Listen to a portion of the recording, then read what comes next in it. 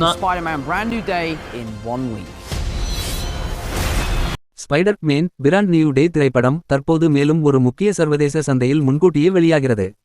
குறிப்பாக அமெரிக்காவிற்கு வெளியே உள்ள பல பிராந்தியங்களில் இருக்கும் ரசிகர்கள் இப்படத்தை சற்றே முன்னதாகவே காண முடியும். ஸ்பைடர்-மேன் பிராண்ட் நியூ டே திரைப்படம் 2026 ஜூலை 30 வியாழக்கிழமை அன்று இந்தியாவில் திரையரங்குகளில் வெளியாகிறது. இது அமெரிக்காவில் ஜூலை 31 அன்று வெளியாவதற்கு ஒரு நாள் முன்னதாகும். இதை சோனி பிக்சர்ஸ் இந்தியா அறிவித்துள்ளது.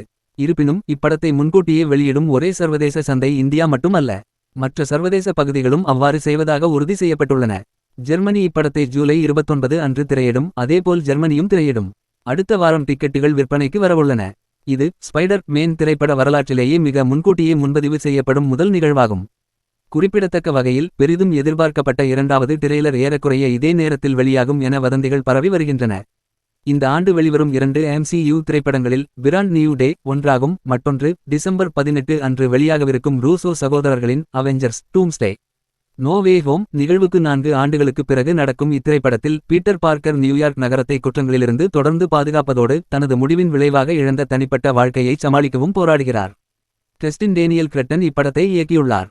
டாம் ஹாலண்ட் மீண்டும் பிரதான கதாபாத்திரத்தில் நடிக்கிறார். ஜெண்டாயா, ஜேக்கப் படலோன், ஜான் பெர்ந்தால் மற்றும் மார்க் ரப்பலோ ஆகியோரும் முந்தைய MCU படங்களில் நடித்த தங்களது கதாபாத்திரங்களிலேயே மீண்டும் நடிக்கின்றனர். இதற்கிடையே